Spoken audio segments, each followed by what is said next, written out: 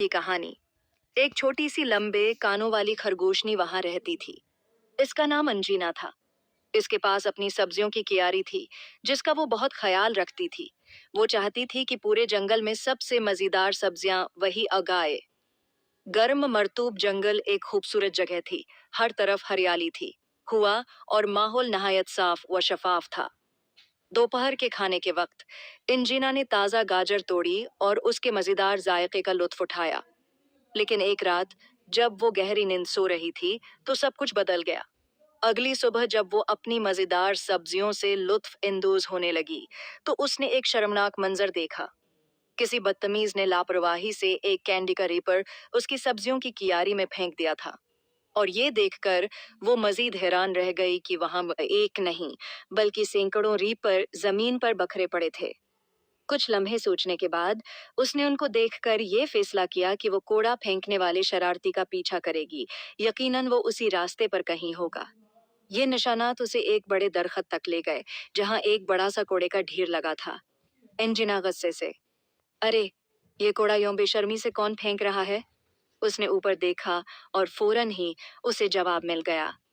दरख्त की एक ऊंची शाख पर एक बदतमीज बंदर बैठा था, जो मजे से कैंडी खा रहा था और बेफिक्री से रीपर नीचे फेंक रहा था।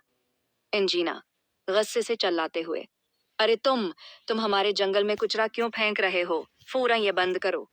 बंदर ने जैसे ही उंजीना को देखा, वो घबरा गया। वो फौरन भाग निकला और अपनी कैंडी तक भूल गया। बंदर इतनी महारत से दरख्तों के दरमियान कूद रहा था कि अंजिना उसे पकड़ नहीं सकी। लेकिन चूंकि वो घबरा गया था, तो कुछ देर बाद उसका तवाज़ुन बिगड़ गया और वो धड़ाम से नीचे गिरने लगा। लेकिन खुशकिस्मती से वो बेलों और शाखों में फंस गया। उसने खुद को आजाद करने की बहुत कोशिश की, लेकिन कोई भी उसकी मदद के लिए वहां मौजूद न था। मायूस होकर बंदर ने उम्मीद छोड़ दी। तभी अचानक दरख्तों के पीछे से अंजीना नमूदार हुई। अंजीना नरमी से, अरे बंदर, तुम में इतने बुरे आदाब क्यों हैं? तुम क्यों समझते हो कि हर जगह कूड़ा फेंकना ठीक है? बंदर के पास कहने को कुछ नहीं था। उसने शर्मिंदगी से नजरें झुका लें। एंजीना मुस्कुराकर, अच्छा, कोई बात नहीं, मैं तुम्हें आजाद कर दूंगी, सब ठीक हो जाएगा। फिर एंजीना ने बंदर को नीचे उतारने में मदद दी। एंजीना सख्त लहजे में, अब क्या तुम मेहरबानी करके अपना गिंद खुद साफ करोगे? बंदर इतना शर्मिंदा हुआ कि एक लफ्ज भी न कह सका और फौरन सफाई में लग गया। इसने एक एक रीपर उठाकर जंगल को पहले की तरह साफ कर दिया।